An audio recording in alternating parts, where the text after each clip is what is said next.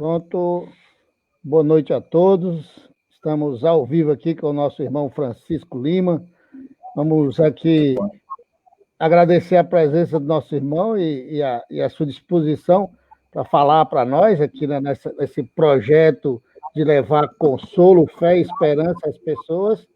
Boa noite, meu irmão. Muito obrigado. Boa noite, Wilton. Boa noite a todos. Boa noite, irmãos e irmãs dessa doutrina de amor. Quem agradece aqui sou eu. Na verdade, esse trabalho é o trabalho de Jesus, da espiritualidade, e nós só somos instrumentos para poder, com simplicidade e humildade, tentar passar um pouco do que nós entendemos sobre os temas evangélicos que o Evangelho segundo o Espiritismo traz para a gente, para nos consolar, para nos guiar no dia a dia.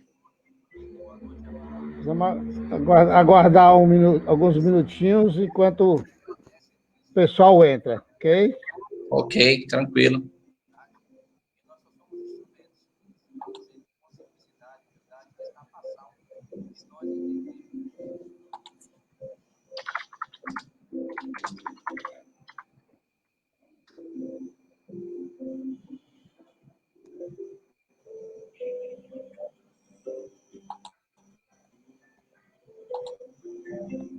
Pronto. Ok, vou lhe mandar agora no Zap. Mandei. Aí o link. Eu peço a todos aqueles que forem entrando, por favor, compartilhem o link, convidem seus amigos. Vamos aproveitar ao máximo. Vamos aproveitar ao máximo essa oportunidade. O nosso irmão vai nos falar agora sobre um tema bastante interessante e atual. Já temos algumas pessoas, 8h em ponto. Vamos iniciar a nossa atividade de hoje. Como toda atividade cristã, deve se iniciar com uma prece. Eu farei a prece inicial. Quando você terminar a sua fala, você já entra a prece final, tá bom, Francisco? Tudo bem, meu amigo. Aí a gente, no final, abre espaço para leitura de comentários, a responder perguntas e tal, ok? Algum problema não, né? Tranquilo? Tá ótimo, claro, tranquilo. Então, aqueles que quiserem fechar os olhos para fazer a prece, apenas para buscar uma concentração melhor. Bom Jesus, querido mestre divino irmão, nesta noite em que iniciamos mais essa atividade em busca de levar esperança, fé, consolo, força para que as pessoas da nossa família, a humanidade, recebam esse incentivo para vencer essa fase, esse momento difícil, onde a misericórdia divina nos coloca à prova e à expiação ao mesmo tempo. Que nós possamos, compreendendo tudo isso, a força da justiça divina, o tamanho da misericórdia divina, entender que se faz necessário para o crescimento espiritual esses momentos de dor e sofrimento. É necessário, compreendendo tudo isso, perceber que é a expressão da misericórdia divina quando nos dá as oportunidades que são necessárias para o nosso crescimento espiritual. Neste sentido, Senhor Jesus, nós te agradecemos por comandar essa nave, esse planeta que navega pelo espaço, levando a todos nós rumo à felicidade eterna da evolução espiritual. Que esta aula dura, difícil, que vivenciamos agora, cumpra seu efeito. E ao terminar esse período, nós possamos chegar ao final dele melhores do que o que éramos no início. Deus abençoe a nós todos. Que assim seja. Meu querido Francisco, você vai falar, escolheu um tema muito forte, né? Um tema muito atual, um tema que a gente gosta de falar dele também. Não vou lhe interromper, tá certo? Eu vou sair de cena, lhe deixar à vontade. A casa é sua, a casa de João é sua, a casa de João é a casa do Cristo. Obrigado, meu irmão. Fique à Obrigado. vontade, fique à vontade. Mas é bom ter sua companhia. Não suma, não. Fique aí conosco. Estou aqui atrás. Quando se trata de cólera, eu acredito que o melhor lenitivo para quem é encarnado, para o controle desse vício, ao controle desse sentimento que nós trazemos para nos ensinar a raciocinar, a pensar, a refletir, o melhor lenitivo é o conselho. É o conselho de um bom amigo, é o conselho de um bom livro, é o conselho daqueles que podem estar conosco todos os dias, nos dando um sinal, para termos cuidado, a boa leitura que fabrica no nosso subconsciente os caracteres necessários para que a expressão não seja reativa, seja sempre proativa, e assim nós minimizamos um sentimento que atrai para todos nós várias mazelas, visíveis e invisíveis. E o interessante é o quanto nós somos sensíveis a essa contaminação. Não é por muito que se fica encorelizado, às vezes por muito pouco nós estamos chateados, aborrecidos com as nossas vidas, com os nossos cônjuges, com os nossos filhos, com os nossos amigos, com a nossa travessia, com a nossa carreira, com os nossos sócios, patrões, né, auxiliares de outra ordem, até o vizinho ou até a natureza. E nessa inconformidade, sem percebermos, começamos a blasfemar, começamos a reclamar da criação de Deus, sem entender que tudo que Deus cria tem um fim útil, que tudo que Deus permitiu existir, permite existir e coloca à nossa disposição tem um único objetivo, nos auxiliar no progresso moral. E aí nós temos que passar pelo intelectual. O controle do sentimento é uma forma intelectual de aprender, é uma forma de exercer o controle das nossas emoções com a reflexão íntima. Então, se eu sei que sou uma pessoa que me aborreço com facilidade, eu posso criar alguns dispositivos, como, por exemplo, evitando ambientes onde a conversa é muito polêmica, e sem essa polêmica, nós não vamos precisar expressar tanto as nossas opiniões, e muito menos opiniões de uma forma radical, que termina excitando o outro a dar uma resposta, e essa resposta deixa de ser um diálogo, deixa de ser uma conversa para ser uma discussão, e essa discussão pode levar até uma inimizade. Então, a cólera tem esse poder. E aí, nós pedimos licença a quem está nos ouvindo, quem está nos assistindo agora, para poder ler um pouco sobre o Evangelho, né, que lá no capítulo 9, no item também 9, está falando sobre cólera. Nós precisamos entender de uma forma simples, dentro dos nossos limites, bem verdade, mas o Evangelho diz: o orgulho leva a vos crer mais do que sois. Olha como ele começa. Ele começa nos avisando que nós acreditamos que somos um pouquinho melhor do que achamos que somos. Nós colocamos esse atributo, e na verdade não somos. O orgulho leva a vos crer mais do que sois. E a não poder sofrer uma comparação que possa vos rebaixar, a vos considerar o contrário, de tal modo acima dos vossos irmãos, seja como espírito, seja como posição social, seja mesmo como superioridade pessoal, que o menor paralelo vos irrita e vos fere. E ocorre o que, então?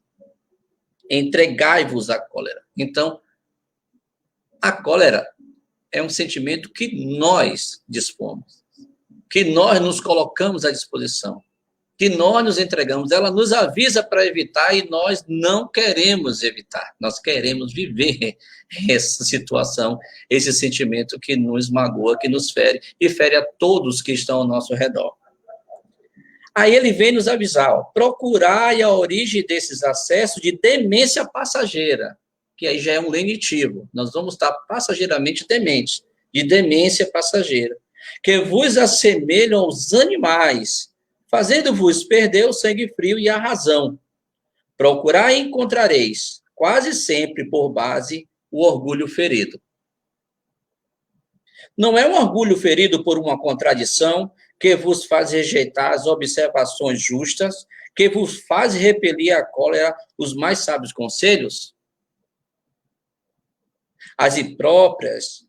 As próprias impaciências que causam as contrariedades frequentemente pueris, prende-se à importância que se atribui à própria personalidade diante da qual se crê que tudo deve se dobrar. Eu aconselho que os nossos irmãos e irmãs que estão nesse ambiente hoje leiam esse evangelho mais de uma vez, essa passagem do evangelho mais de uma vez, e façam uma reflexão e procurem no seu dia a dia. Olhe no dia a dia, não só nas questões familiares, não. Vamos estender um pouquinho para a nossa relação com os nossos clientes, para quem tem empresa, fornecedores, para quem tem empresa, os chefes, para quem é funcionário, o seu cargo público, para quem é concursado, o prestador de serviço, para quem é freelance. E observe que se um cliente ou uma pessoa qualquer fizer o mínimo comentário de qualidade sobre aquilo que você faz, você já atribui um adjetivo aqui, outro ali, já fica melindroso, já fica chateado ao ponto de dizer assim, na próxima vez, eu cobro mais, eu nem faço esse serviço. Aí trazemos esse comportamento para dentro de casa.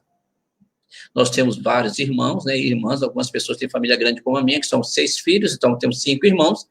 Como eu vou querer que os meus irmãos pensem iguais a mim? Não vão pensar igual a mim de jeito nenhum. Cada um vai ter a sua forma de pensar, a sua forma de agir. Agora, por que eu quero que eles aceitem o meu jeito, que eles me admitam como eu sou, e eu fico irritado à medida que ele senta à mesa para se alimentar e o comportamento dele não está dentro do nível de educação que eu acredito que é o ideal? Eu acredito que ele deve pegar o garfo, a faca daquele jeito, eu acredito que ele deve falar nesse ou naquele tom, eu acredito que ele deve pensar assim ou não, eu acredito que ele deve fazer isso ou aquilo. Estou sempre querendo ter a verdade ao meu poder. Para que a minha verdade prevaleça, eu tenho que falar mais alto, eu tenho que esbravejar, eu tenho que fazer comentários totalmente descabidos, às vezes, empurrando goela abaixo daquele ser irmão, amigo, ou simplesmente um confrade de uma vida profissional, de um conselho de profissionais, e você não acredita que a informação dele é uma informação adequada e você quer fazer valer a sua. E ali está se manifestando a segunda mais forte chagas que todo ser humano tem. A primeira é o egoísmo, quando eu estou olhando só para as minhas sensações, só para as minhas vontades, só para as minhas razões, só para os meus interesses. A segunda é o orgulho, quando eu quero que a minha opinião prevaleça, porque eu li mais, porque eu estudei mais, porque eu sou mais diplomado, porque a minha família passou. Normalmente é assim. Eu já vivo nesse mercado há 35 anos, 40 anos, tenho experiência de sobra, já sei como tudo isso acontece. Se passa por dono da verdade. E, na verdade, está se entregando à cólera.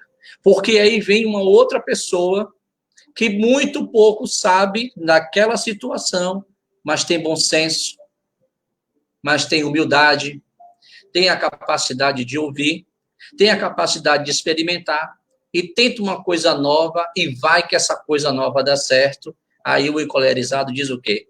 Pura sorte. Coisa de principiante. E toma aquele sentimento para si, que ali vem a inveja, aí começa já indiretamente julgar o seu irmão, achando que ele só está fazendo aquilo para se aparecer, porque ele quer ser melhor, quer se pintar de coringa naquele espetáculo, e esse tipo de pensamento, esse tipo de sentimento vai minando a nossa psique ao ponto de manter o nosso padrão vibratório em um estágio muito rudimentar, muito pequeno, muito sem controle, e as conexões com aquela má impressão começam a surgir. e começamos a ter relações no invisível com os espíritos que têm essa mesma capacidade de pensamento, que estão nessa mesma sintonia, e por estarem nessa mesma sintonia, começam a dar junto, aí a vida daquele que está encarnado começa a ser assemelhada à vida que está com o desencarnado naquela sintonia. Agora, façam uma conta. Se o que está desencarnado está no vale do sofrimento, porque saiu daqui orgulhoso, bem colerizado, egoísta e cheio de vícios morais que ainda não foram vencidos, imagine o que vai acontecer na sua vida se você está fazendo uma cópia, uma semelhança do sentimento que ele tem. Aí os seus problemas em casa começam a acontecer, os nossos, né, problemas em casa começam a acontecer, perdoe-me, porque isso acontece com todos nós. Os casais já não se entendem, os filhos já não conversam com os pais, os amigos já não se visitam mais, não querem mais saber as opiniões, a rejeição começa a acontecer, ou seja, já vem aí o comportamento da indiferença. Você não contribui mais com a sociedade porque você é de partido A e o outro é de partido B e você não quer mais informar. As suas escritas começam a ficar pesadas de rancor, de ódio, de lamentações, de reclamações. A blasfêmia começa a ficar mais forte. Você deixa de ser resignado, de ser resiliente, porque você está simplesmente nos seus ambientes se permitindo chateações, encolerizar, por não aceitar a opinião do outro, por não ver o comportamento do outro, por não ver a diferença do outro como algo salutar. E é salutar. É importante vivermos com as nossas diferenças. É importante nos aceitarmos como diferentes. Nós só somos indivíduos, cada um com sua impressão digital. Mas em comunidade, nós somos um todo, uma equipe, uma família, que só vamos progredir juntos, e a cólera não permite que isso aconteça. Então, eu sempre fico me perguntando qual é o remédio para evitar que fiquemos encolerizados. Como evitar que o sentimento de chateações chegue até nós? Existem algumas coisas que eu acredito que funcionam. Primeiro, é você ter um objetivo na sua vida claro, com a espiritualidade. Se você se determinou a viver condicionado à sua religião, não importa qual seja, eu sou espírita, estudante, melhor dizendo, de espiritismo, porque eu acredito que o espiritismo responde todas as minhas perguntas e tira as minhas dúvidas. Outras pessoas podem encontrar essa resposta em outra religião, como dizem os mais sábios, a religião boa, a melhor religião é aquela que modifica o homem para melhor, é aquela que dá ao homem caracteres morais edificantes. Então, espiritismo ensina muita coisa, eu aprendo muito com ele, mas todos que estão aí contribuem da sua forma. Eu sempre comento que os nossos irmãos das igrejas evangélicas fazem um bem enorme à nossa natureza, quando eles auxiliam aos adictos a deixarem aquele vício e seguir uma vida, mesmo que seja uma vida um pouquinho radical, mas ele pelo menos está vivendo longe daquela substância, daquela situação que deixava ele em vulnerabilidade. Então, o primeiro ponto que eu sempre indico é o seguinte: assuma o compromisso com você, com a espiritualidade, independente da religião que você escolha. Religiosidade não tem bandeira. O universo não é espírita. Nós somos todos filhos de Deus. E por sermos filhos de Deus, temos que conviver como irmãos. Irmãos que se amam, que se aceitam incondicionalmente. E quando eu entendo incondicionalmente, não importa se ele tem uma opinião diferente da minha. Se o que acontece com ele, eu concordo ou discordo. O que importa é que ele precisa do meu apoio, e eu quero que ele entenda que eu preciso do apoio dele. E é esse apoio que vai fazer a fraternidade funcionar. Um apoio que eu vou sempre exprimir com compaixão, que eu vou sempre exprimir com boa vontade, com piedade. Um outro ponto é que se eu me comprometer com Jesus, independente de por onde, mas eu estou ali agora subordinado a Jesus, aluno de Jesus, obediente a Jesus, procurando me colocar numa condição de aprendiz que ainda precisa perguntar muita coisa e entender as respostas, eu tenho que viver condizente a isso.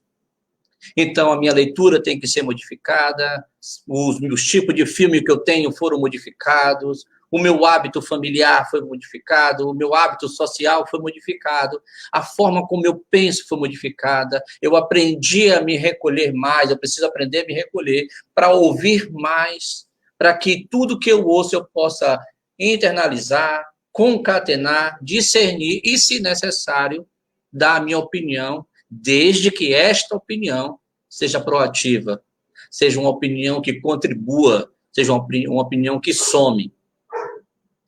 E, por último, um outro hábito muito forte, que ele termina acoplando nos outros dois, é o hábito de conversar com Deus.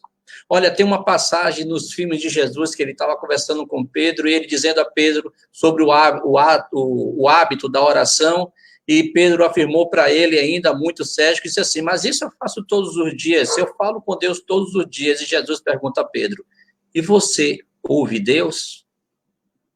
Eu confesso para vocês que me veio lágrima nos olhos. A partir dali eu comecei a orar para ouvir Deus, a fazer a minha prece para ouvir Deus, perguntar e esperar a resposta. E esse hábito lhe dá um equilíbrio emocional muito grande. Esse hábito lhe dá uma condição de vida, uma condição de caminhar muito grande. E por causa disso, você termina tendo assim, resultados que além de lhe dar benefícios, você consegue distribuir esse benefício a todos aqueles que chegam encolerizados. Porque eles te procuram para saber o que eu faço para poder resolver essa situação, e sem saber que você já viveu uma situação semelhante, e por você ter seguido um passo a passo que você mesmo criou, a sua relação com Deus, a sua relação com sua educação, a sua transformação mental, a forma como você pensa, como você sente, como você age, termina virando ferramenta de salvação, de consolo para o outro. E à medida que você está dando conselho a ele, contando mais ou menos assim, olha, eu passei por essa situação, não sei se vai servir para você, mas comigo aconteceu assim, assim, assim, eu fiz isso e deu certo, você está evangelizando. Você está fazendo o trabalho que Pedro fez, que João fez, que Mateus fez, que Tiago fez, que todos os apóstolos fizeram, sem precisar se sentir ou trazer um título para você de apóstolos, porque só quem titula apóstolo é Jesus Cristo, não é a nossa consciência, não é a nossa vaidade. Quando nós começarmos a limar das nossas personalidades a necessidade de querermos ter rótulos e dizer que eu sou bom nisso, sou bom naquilo, porque eu sou formado nisso, formado naquilo, porque o meu amigo é esperto ou não é, porque minha comunidade é forte ou é fraca, quando nós nos afastarmos dessas coisas, nós temos menos motivos para nos chatear e nós temos mais motivos para contribuir. Eu só sei, meus irmãos, que essa praga moral que nós nos entregamos não é uma coisa que vem nos buscar, não. Ela existe, nós nos entregamos a ela. Ela não é de fácil cura. Não é fácil você conviver com seu cônjuge, às vezes até contrário com sua opinião, a sua opinião espiritualizada, ou sua opinião profissional, ou a sua forma de exprimir o seu ponto de vista. Tá? E você ter que lidar com aquela contrariedade, fazendo daquilo um positivo na sua vida. Não é fácil, mas é necessário. E todos nós precisamos exercitar isso dia a dia, encarnação a encarnação, vidas por vidas, até chegarmos no estágio de espíritos puros. Porque enquanto não chegarmos no estágio de espíritos puros, aqueles que não têm mais a necessidade de reencarnação, nós vamos estar ainda propensos a nos aborrecer por isso ou por aquilo, e quando nós reagimos a esse aborrecimento, não guardamos ele em nós e não tratamos até eliminá-los, como nós colocamos isso para fora, nós estamos sendo egoístas, nós estamos sendo orgulhosos, e quando não, nós estamos sendo perversos, usando as palavras de uma forma muito dura, de uma forma muito rude, que magoa. Até hoje eu me lembro um conselho que eu recebi, quando naquela época onde tudo me deixava com muita raiva, e aí um chefe de um setor que eu trabalhava me disse, Francisco, existe a parábola da tábua. Toda vez que você tiver raiva, você vai lá e bate um prego nessa tábua. Cada raiva que você tiver, quanto mais forte for a raiva, mais forte você bata nesse prego. Passa-se 30 dias, pega essa tábua e dê uma olhada, e tente tirar esses pregos. Observe que o prego que você bateu com muita raiva, com muita força, vai ser o mais difícil de você tirar de lá. Mas você pode inverter a madeira e bater no prego, voltando, que ele vai sair, vai facilitar a extração do prego, mas ele nunca vai apagar a ferida que vai deixar. E quando você tirar todos os pregos dessa madeira, você vai ver que essa madeira vai estar toda marcadinha, com vários sinais. Assim é o coração do seu irmão, quando você fala as coisas sem pensar, quando você fala as coisas com raiva, quando você fala as coisas com ódio. O evangelho está aí, à disposição de todos, mas a interpretação é individual. Nós temos a escolha de plantar, mas a colheita é obrigatória. E cada um deve recolher na sua intimidade, analisar a sua circunstância dentro de casa, cada um com sua circunstância, e descobrir meios, de uma forma muito criativa com a sua família, fazer uma reunião com sua família e dizer, marido, esposa, filhos, o que nós podemos fazer para não nos chatearmos uns com os outros, para não nos encolerizarmos uns com os outros, e colocar isso em prática, porque com a prática, porque vida é prática, e só vivendo se pratica, e praticando, chega-se à perfeição. Eu espero que tenhamos entendido bem o que o Evangelho quer passar hoje. Eu sei que as minhas expressões são muito simples, o tema cólera, ele é muito abrangente, ele abre leques para tantos outros raciocínios, tantas outras formas de pensar e agir, mas o que deu certo aqui na nossa casa, o que deu certo aqui na nossa vida, foi descobrir que nós somos aprendizes e que não sabemos de nada, e que tudo que chega na nossa direção, mesmo que eu não concorde, tem um fundo positivo. Até para dizer, não quero, eu preciso conhecer na íntegra o que está acontecendo. Com calma, com solicitude, com humildade, com simplicidade, com raciocínio, com inteligência. Inteligência inerente ao ser humano para que se use no caminho do bem. Eu sempre me pergunto o seguinte, nos meus passos, o que Jesus faria? E aí eu tento expressar com atitudes, com palavras, com sentimentos, responder aquilo como se fosse o Jesus, não me comparando a ele, mas tentando imitar de forma muito rudimentar, mas tentando imitar até forçando um pouquinho ali a natureza, dizendo assim, meu irmão, não é hora da gente conversar sobre isso, porque eu não estou preparado. Vamos deixar essa conversa para depois?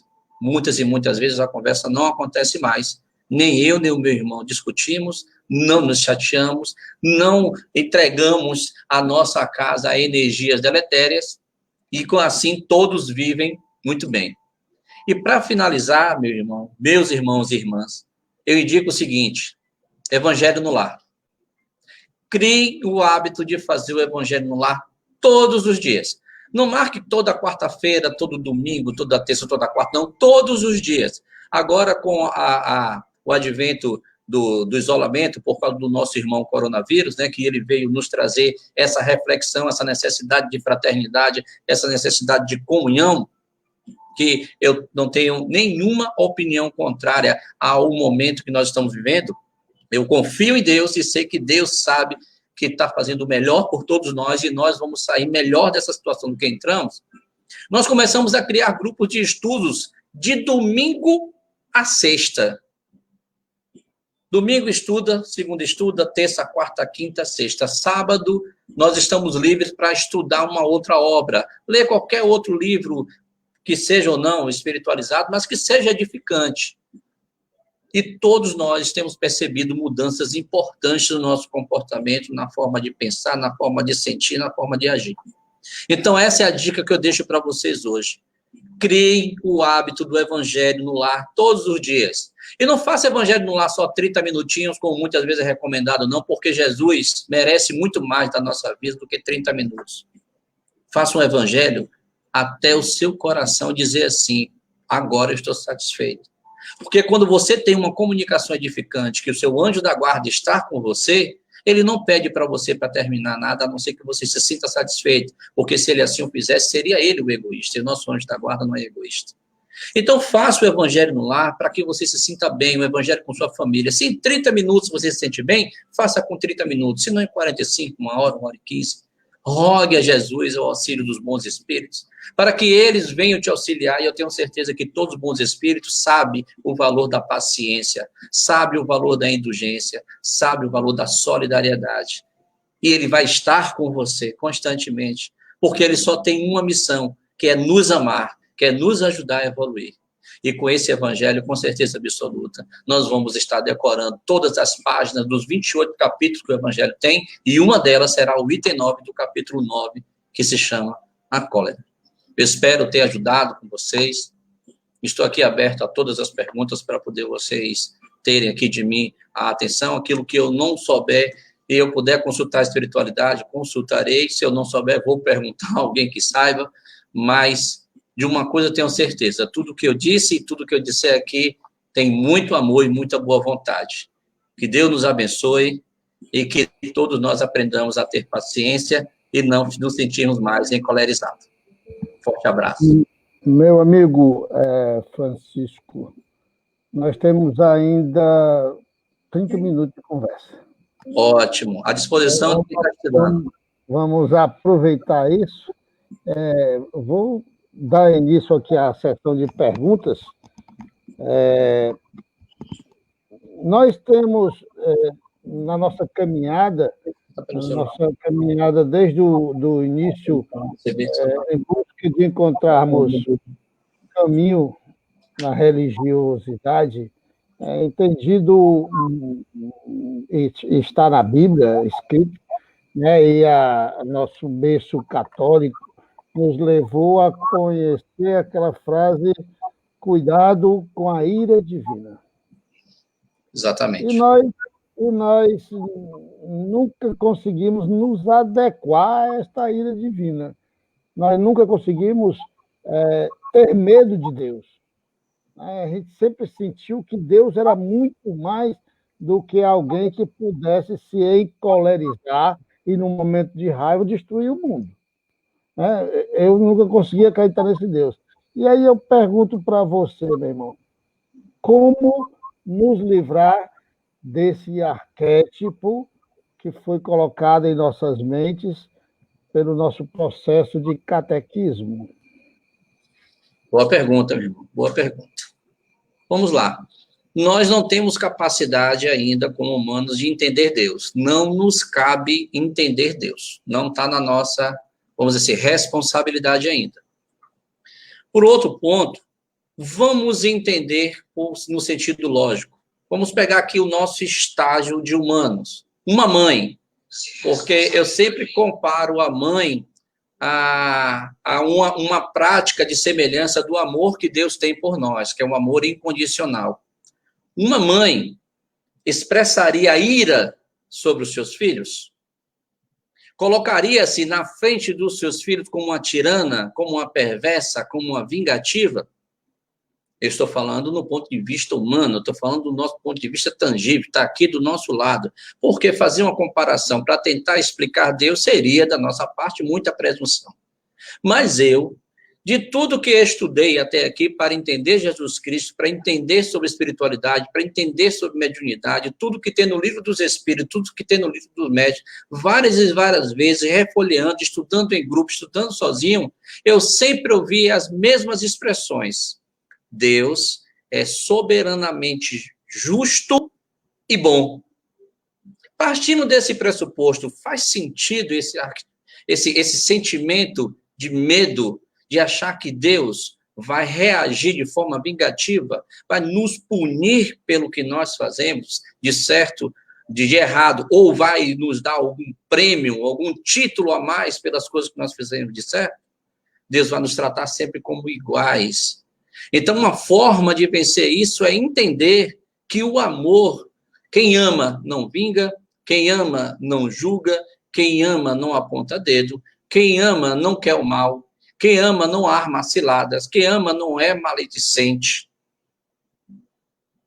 O amor traz a indulgência, traz a compreensão, traz a tolerância, traz as oportunidades, e a reencarnação é uma prova cabal do amor infinito de Deus por todos nós, que nos dá a oportunidade de corrigirmos a nossa rota à medida que nós vamos errando e acertando, dando para a gente a capacidade da reparação.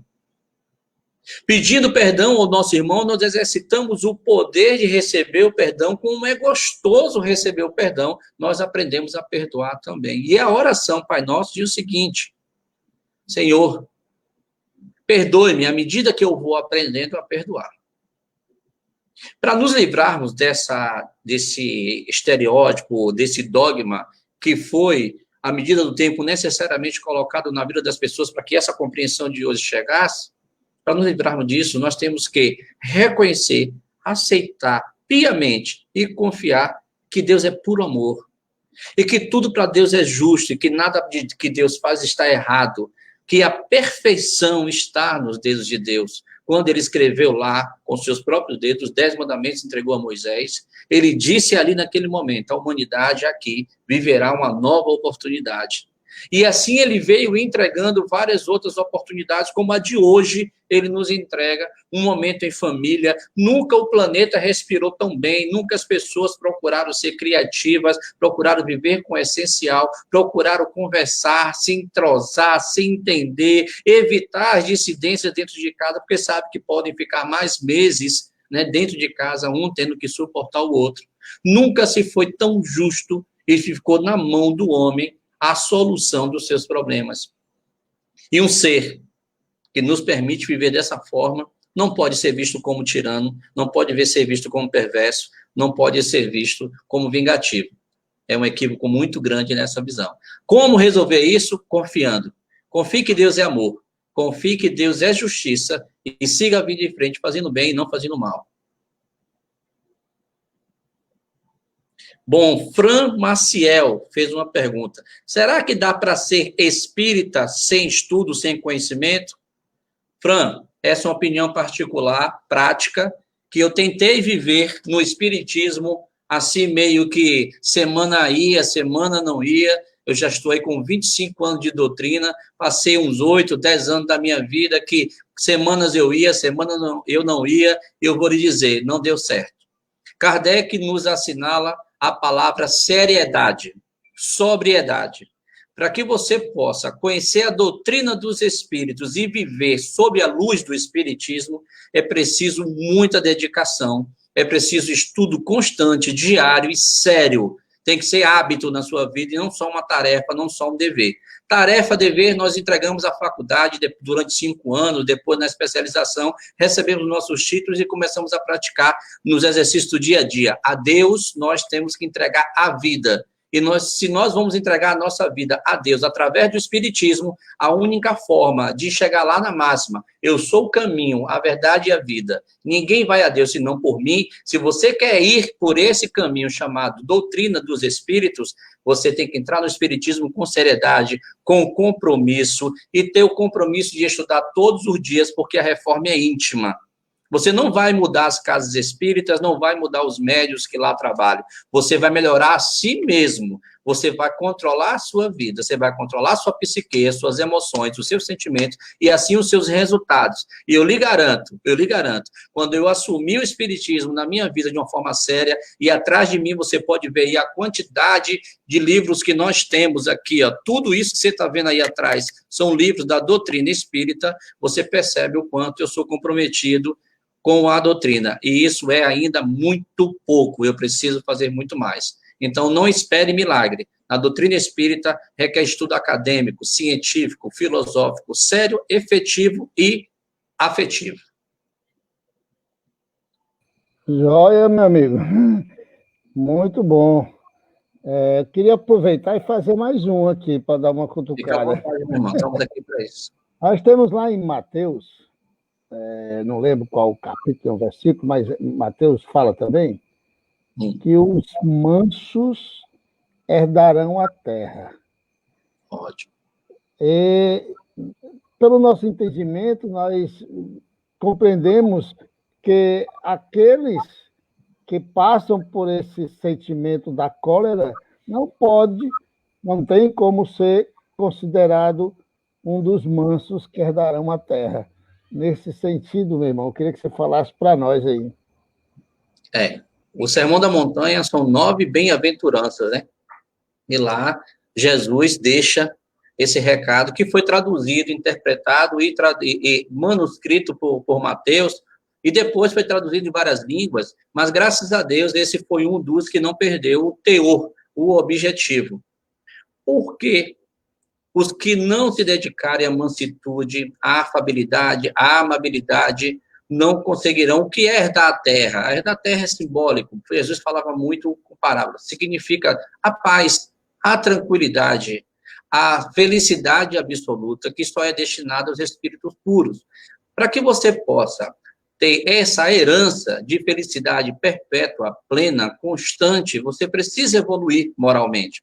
E com essa evolução, você vai encontrar um mar de quietude, porque você não tem mais a necessidade, porque as nossas cóleras, meu irmão, aqui, elas são ligadas às nossas necessidades materiais, ao que fere aos nossos orgulhos, às nossas necessidades de poder. Nós queremos ter o poder da palavra, queremos ter o poder da garantia de que nós estamos certos.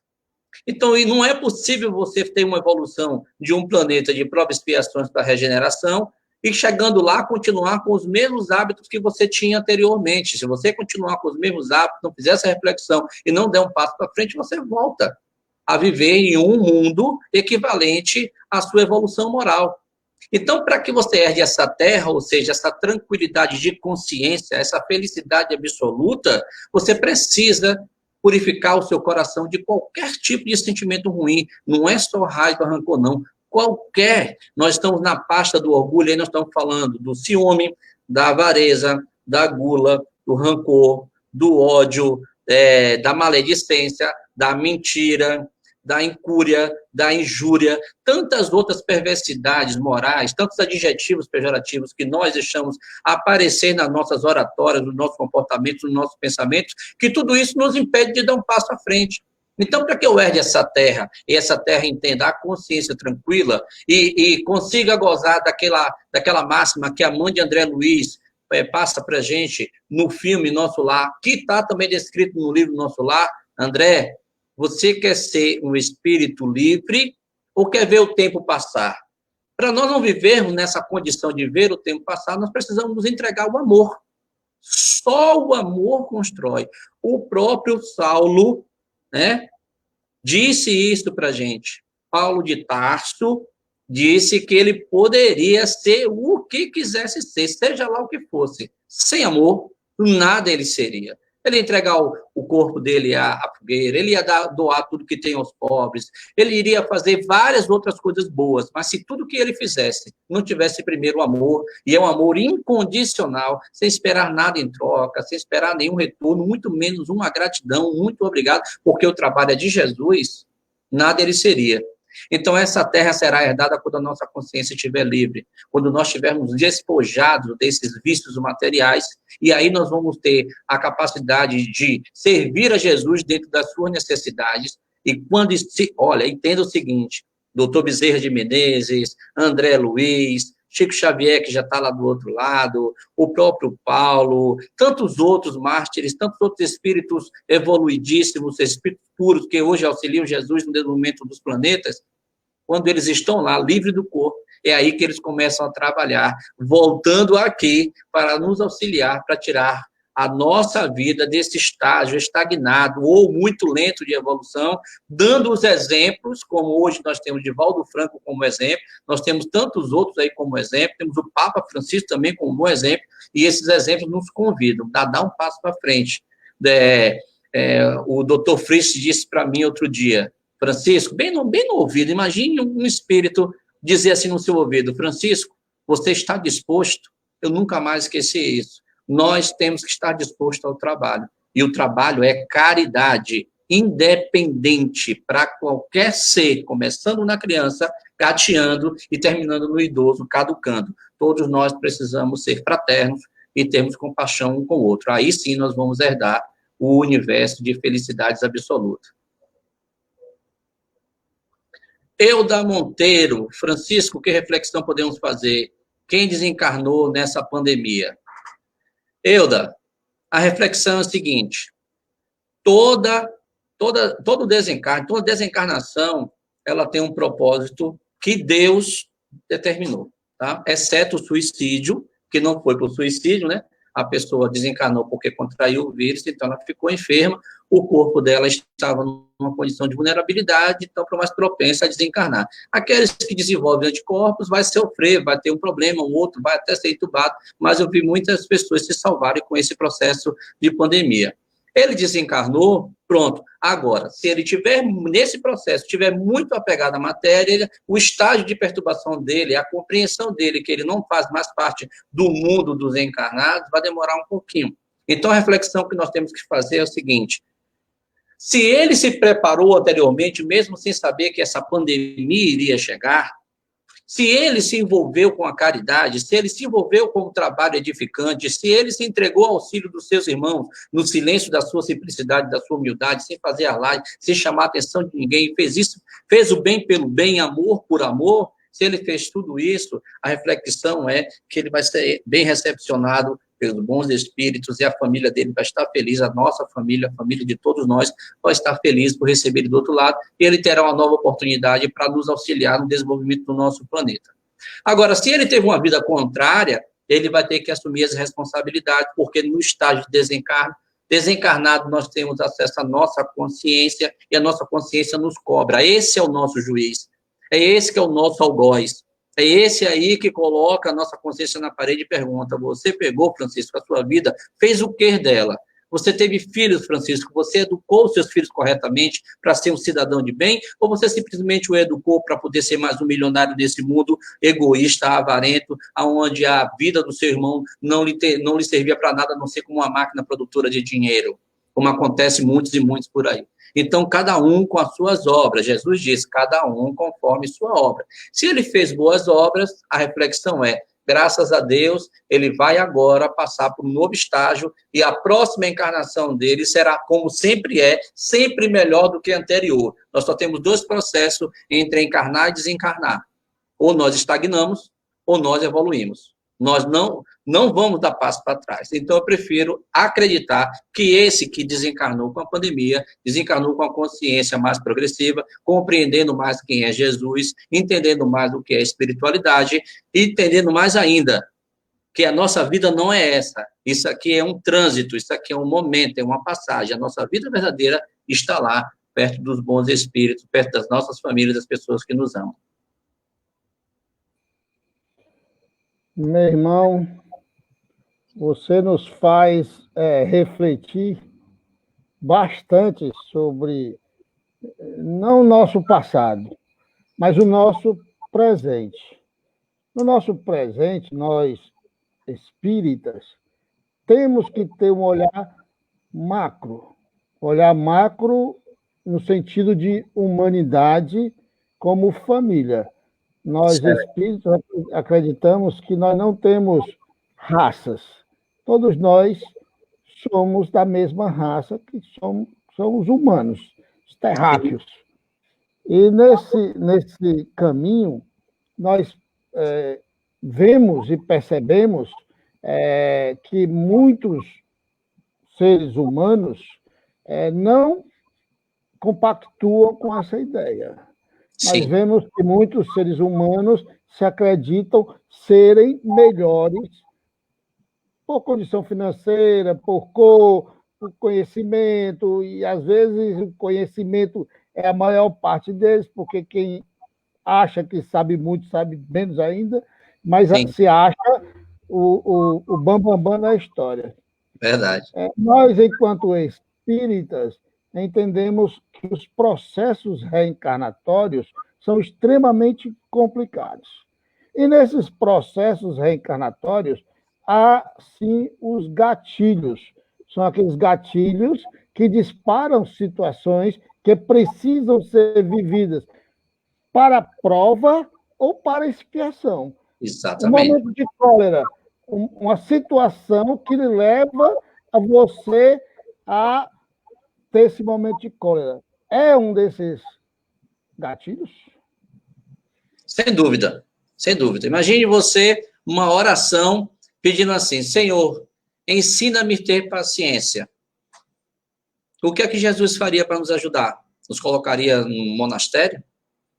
Ou viver dentro da floresta, naquele lugar onde só se ouve os pássaros, o vento, a cachoeira, aquele estágio zen para nós aprendermos a ter paciência naquele ambiente?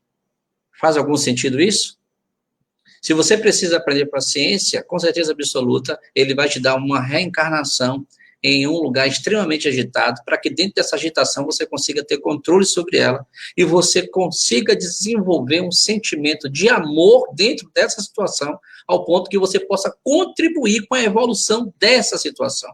E qual seria a evolução dentro de uma situação, Francisco, pandêmica, cheia de agitações, de gritos, de gemidos? Curando com prioridades os que estão mais enfermos.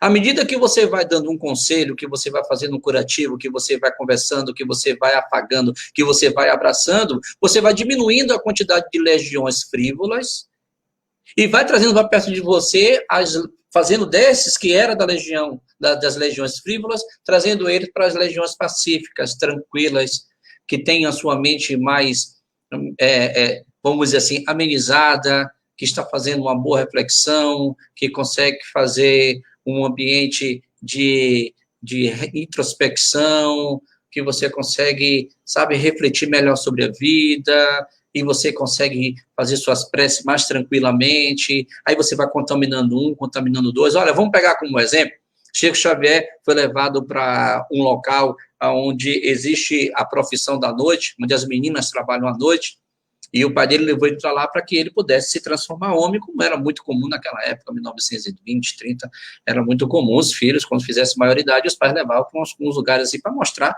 que a pessoa já estava ali no caminho da masculinidade, do machismo, melhor dizendo.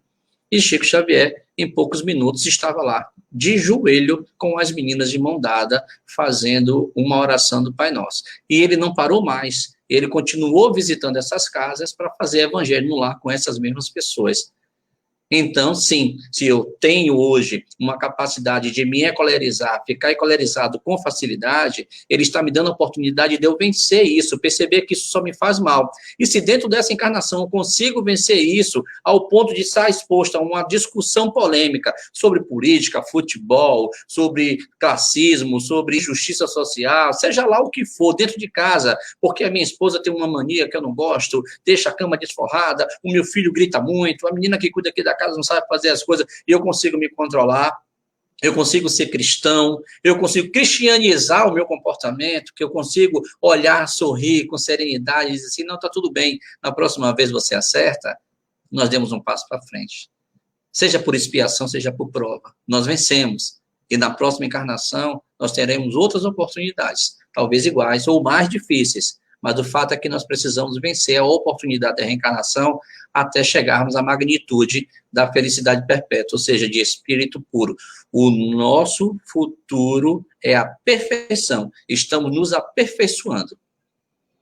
Ótimo, meu irmão. Eu tenho uma pergunta aqui que o Márcio Vinícius Costa fez em 3 partes, mas antes de eu passar para ele, vou deixar para a última, eu queria perguntar para você, meu irmão, como Deus poderia nos tornar pessoas pacientes sem colocar ao nosso lado pessoas para ficar nos testando a paciência. Não teria como, né? Então, ele ensina a prática. Não, nós podemos pegar, deixa eu lhe interromper e dar um adendo, pega a história de Francisco de Assis. Ele fez uma viagem para poder resolver uma situação pacífica de guerra, quando retornou, aquilo que ele tinha construído com pedra tinha virado castelo de bonanças. Todos os seus irmãos estavam com uma mesa lotada de comida, com uma fartura enorme, onde ele causou para ele uma decepção muito profunda. E ele empurrou uma cadeira. Só pelo fato de ele ter empurrado uma cadeira, ele pediu desculpas, porque ele se deixou encolerizar. E se recolheu na montanha, onde vivia leprosos, e ali ficou até a morte, fazendo penitência, orando pelos aqueles irmãos que não conseguiram vencer o compromisso de ter casado com a pobreza. É assim que Deus nos ensina todos os dias. Nós temos aqui o Márcio Vinícius, ele faz 3 comentários que você vai responder na mesma pergunta. Uhum. Ele era, Francisco, ainda não sou espírita, mas como podemos nos aproximar dos bons espíritos? A segunda parte. E, ao mesmo tempo, nos afastar dos maus espíritos. Como podemos fazer para melhor evoluir? Eu vou ler a terceira parte, porque quando você responder a primeira, vai estar respondendo as 3. Na terceira parte, ele disse, eu posso, de alguma forma, corrigir algo errado que fiz em outra vida, como identificar esses possíveis erros ou enganos? Olha, vamos lá. E tem tudo a ver com cólera. Porque com certeza foi num momento de raiva, num momento de expressão do sentimento descontrolado que nós cometemos a maioria dos desatinos, né? A crueldade vem a partir daí. Bom, como nos aproximar dos bons espíritos com boas ações? É o pensamento que gera o sentimento, é o sentimento que gera as ações e as ações que geram o resultado. Você ainda não é espírita, quando você entrar no meio espírita, a nossa cadência, a nossa ordem, o nosso pilar é caridade. O nosso modelo, o nosso exemplo, o nosso guia é Jesus Cristo. Quando nos miramos em Jesus Cristo e copiamos as ações dele, nós começamos a nos aproximar dos bons espíritos, começando no nosso anjo da guarda, nos aproximando mais dele. Nós começamos a convidar os outros espíritos a participar das nossas ações que nós vamos fazer para aqueles que estão com fome, para aqueles que precisam de visita nos hospitais, para aqueles que precisam curar uma ferida, para aqueles que estão obsidiados, quando não estão numa situação muito grave emocional, para aqueles que estão na rua, adictos, com problema de doença, com problema no álcool, ou até aqueles que estão com problema na família, não conseguem compreender, o divórcio está ali na porta, os filhos que não estão se relacionando muito bem. Todas essas pessoas precisam de bons conselhos, e os bons conselhos estão no coração de Jesus através do seu evangelho. Então, tomando as ações sociais, ações fraternas, ações humanas, nos aproximamos dos bons espíritos. Quando nós fizermos isso, automaticamente os espíritos que não são maus espíritos, que fique claro que não existe espírito mau, existe espírito equivocado, que ainda não reconhece Deus, que não aceita Jesus, que ainda acha que no materialismo está a solução da sua vida, que aceita os dogmatismos como um fato, como uma verdade, e não se propõe uma vida melhor. Mas todos esses vão um dia se transformar em homens bons, porque Jesus avisou que não se perderá uma só ovelha do seu rebanho. Então, se eu confio em Jesus, eu sei que tudo isso será feito.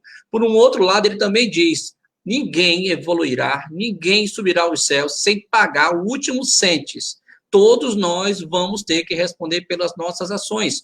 E uma forma de responder com as nossas ações é nos retratarmos com a natureza. E quando eu falo natureza, eu falo de um modo geral. Pessoas, comportamentos, situações, inclusive com as nossas profissões que são nos dadas e muitas vezes são desprezadas. Nós vimos com a inteligência para poder aplicarmos essa inteligência à sociedade, como cientista, como médico, como engenheiro, como corretor de imóveis, como contador, como administrador, e muitas vezes usamos mal isso de uma forma equivocada, nos deixando vencer pelas coisas ilícitas, pela corrupção, utilizando a nossa inteligência para fazer o mal às pessoas, ou até tentar enganar as pessoas como deveríamos usar para fazer o bem, e a inteligência é feita para que nós façamos o bem ao outro.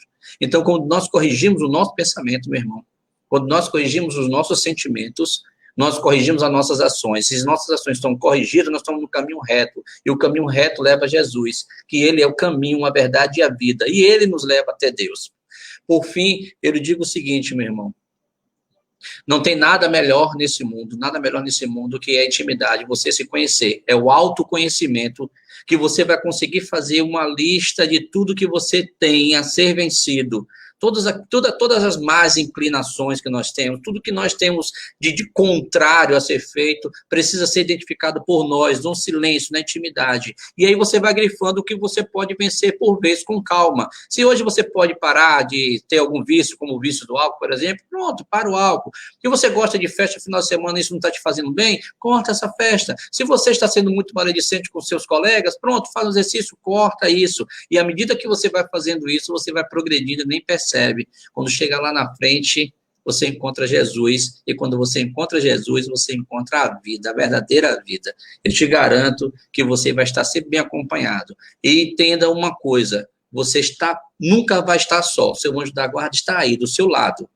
Quando você começar a pensar diferente, na direção dele, ele está de braços abertos para te ajudar. Que bom, meu irmão, que bom. Sempre é muito bom a gente compreender os caminhos que Kardec nos ensina, né? A gente, infelizmente, Kardec está meio esquecido do movimento espírita, mas nós vamos resgatá-lo, com certeza, né? Aqui em casa está na mesa todo dia. É, aqui Kardec, também. sempre Kardec. Mestre, mestre, mestre Kardec ali.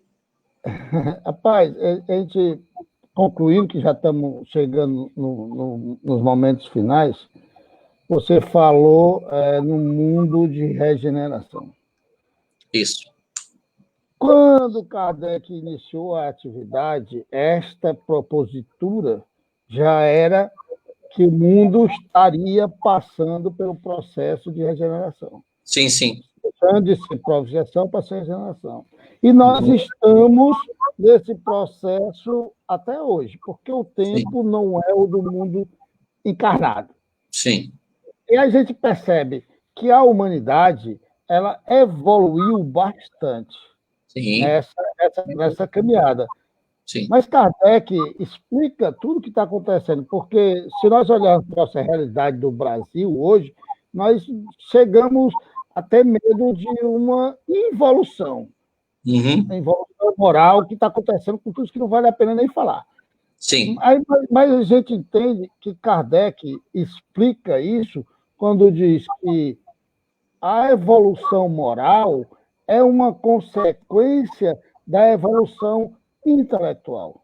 E que a iluminação própria é a somatória da evolução intelectual com a evolução moral. Aí nos tornamos espíritos iluminados. Eu não gosto muito do termo de espírito de luz, não, porque Não. não existe. O cara é Massageia iluminado. ego, né? Massageia o ego. Então, os espíritos iluminados, né, eles já estão livres destas situações de ira e cólera. Né? A ira ainda é pior do que a cólera. Né? A cólera é uma Sim. explosão momentânea ali que no momento... Descontrolada, desenfreada. A ira é calculada. A ira pode demorar aí milênios, né? E a gente que participa das reuniões mediúnicas sabe muito bem disso. Nesse sentido, que concluindo, não é uma pergunta, é um comentário a essa condição, que você pode comentar em cima para a gente concluir. Esse processo de transformação do planeta deve ser entendido por nós espíritas, por nós cristãos, que depende da religião, que ocorre com a transformação moral dos habitantes. Sim. Não há como o mundo melhorar se a população desse mundo não se melhorar. Né? Que você desse um breve comentário a respeito disso e já entrasse com o prece final. Eu sou um homem suspeito para fazer breves comentários. Eu sou prolixo por natureza. E eu sempre estou cometendo erros dessa ordem. Mas veja bem, eu tenho algum chão de estrada, já conheço uma boa parte de capitais, de cidades do nosso país, e sem querer menosprezar nenhuma outra, mas eu não reconheci ainda, eu não vivi ainda até aqui nenhuma cidade com tanta generosidade como Fortaleza. Nesse período de pandemia, Fortaleza, em 2 eventos eu vi isso acontecer. O primeiro foi quando caiu o edifício Andréa. Estava eu e minha esposa lá acompanhando aquele suplício, quando eu vi toda a cidade sendo bloqueada para não entrar, porque as pessoas queriam levar coisas. Não faltou comida, quem disse que faltou, eu quero que prove. Não faltou comida, não faltou EPI, não faltou atendimento, não faltou abraço, não faltou choro, não faltou nada. Tinha padre orando, tinha pastor, tinha espírita por perto, tinha tudo o que precisava, inclusive amor para tirar aquelas pessoas dos escombros. Isso eu vou lembrar e quero levar para o outro lado para contar isso para Jesus pessoalmente. E o segundo agora, no coronavírus. Nós fizemos várias campanhas, inclusive a casa de João Irmão Francisco, todo mês tem campanha e todo mês tem assistência do povo dessa cidade.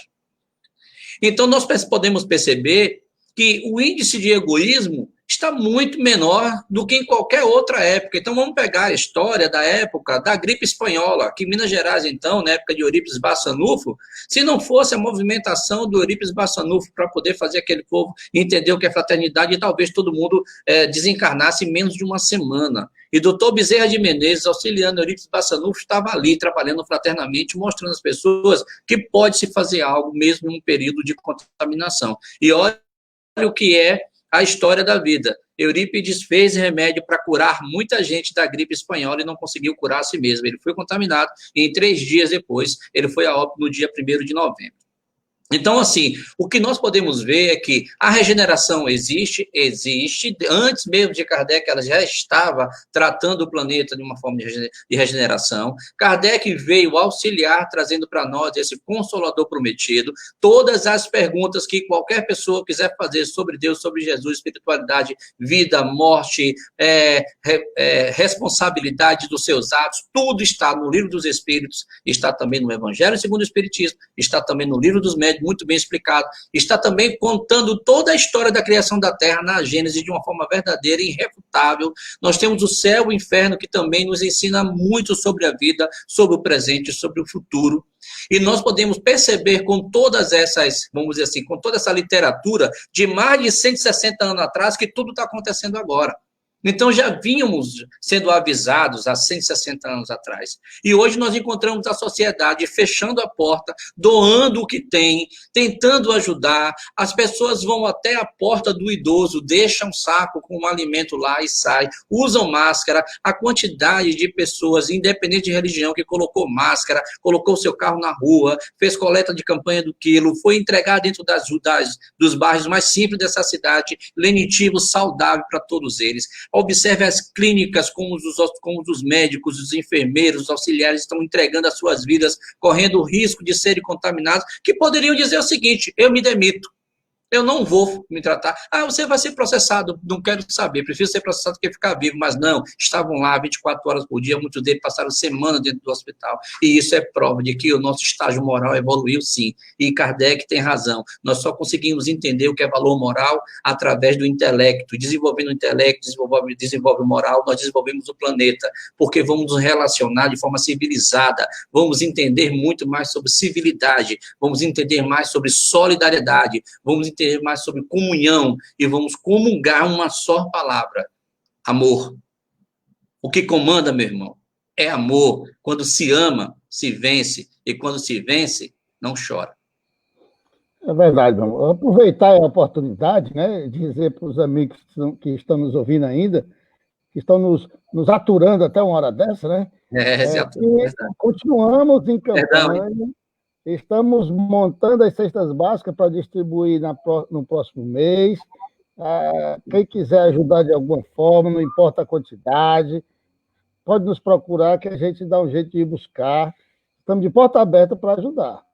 Né? Lembrando sempre que quando a gente ajuda os outros, quem realmente está sendo ajudado é nós. Você pode fazer a nossa prece, meu irmão? Posso, mas antes de fazer a prece, eu queria lhe pedir a permissão e pedir a permissão de todos aqui presentes para fazer um apelo. O Evangelho de Jesus diz o seguinte: dai com a mão direita, mas esconda a esquerda. Não precisa propagar a piedade que você tem pelo seu irmão, nem a caridade que você faz pelos aqueles que precisam. Faça com o coração. Quem está enxergando é Jesus, e ele vai contar para Deus tudo o que nós estamos fazendo. E mesmo assim, não esperemos salvação das nossas almas pelas boas ações que nós fazemos. Vamos fazer o bem pelo bem, e não fazer o bem para nos propagar, para poder passar pela família, pelos amigos de um bom samaritano, porque bom, o próprio Jesus já disse, só o Pai. Vamos fazer porque isso tem que nos fazer bem. Os espíritos puros evoluídos, os espíritos iluminados, eles se sentem bem quando nós estamos bem. A felicidade deles depende da nossa felicidade. A evolução deles aconteceu porque nós precisamos evoluir. Tenhamos isso como consciência. Por favor, vamos fazer a caridade sem precisar esperar nenhum tipo de gratidão, nenhum tipo de obrigado, e nem fazer propaganda.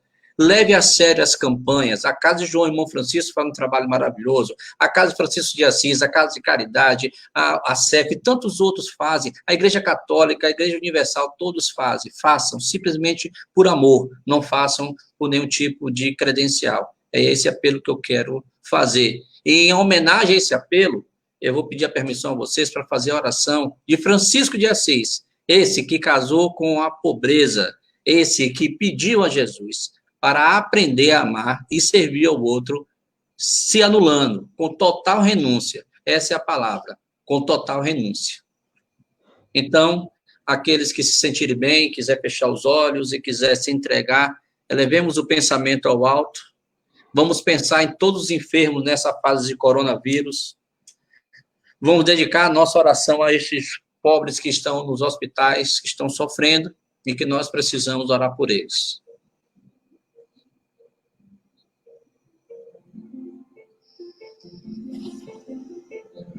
Senhor, fazei-me instrumento de vossa paz. Onde houver ódio, que eu leve o amor.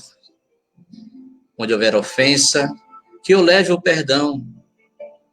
Onde houver discórdia, que eu leve a união. Onde houver dúvidas, que eu leve a fé. Onde houver erros, que eu leve a verdade.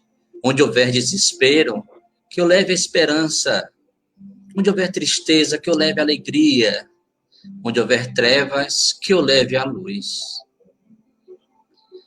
Ó Mestre, fazer que eu procure mais, consolar que ser consolado, compreender que ser compreendido, amar que ser amado, pois é dando que se recebe, é perdoando que se é perdoado, e é morrendo que se vive a vida eterna. Em nome do nosso Pai, causa primeira de todas essas coisas, soberanamente justo e bom, porque é dele o reino, o poder e a glória. Em agradecimento a Jesus Cristo, nosso modelo e guia, aos bons espíritos que sempre nos acompanham para nos intuir, nos instruir, cuidar de todos nós.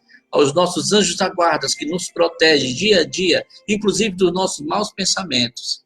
E aos nossos irmãos encarnados e encarnados que nos auxiliam no aprendizado dessa vida transitória. Que todos nós possamos ter uma noite de luz e de paz e que possamos encontrar o nosso caminho em Jesus, através daquilo que acreditemos e que faça dos nossos corações um centro de amor e de caridade. Que assim seja. Que assim seja. Meu irmão Francisco, muito obrigado. Agradeço a Jesus. Foi muito bom. Todas Que as legal. pessoas, os comentários são excelentes, né? Foi ótimo. Palavras de conforto, de fé, de esperança, de luz. A gente espera continuar nesse projeto. A sua colaboração é extremamente importante para que esse projeto de levar o bálsamo para aqueles que estão sofrendo muito mais do que nós, o problema da dificuldade material, e esse bálsamo muito mais importante, que é o consolo prometido por Jesus, que está dentro do conhecimento da doutrina espírita. Mesmo, e avisar os irmãos que nos acompanharam que esta palestra fica salva na página da Casa de João. Compartilhem, divulguem, nos ajudem a ajudar os outros. Juntos somos mais fortes. Que assim seja. Ok? Muito obrigado. Boa noite a todos. O Olivar entrou agora. Boa noite, Valeu. meu irmão. Boa noite, irmão. Te aguardo. Tchau.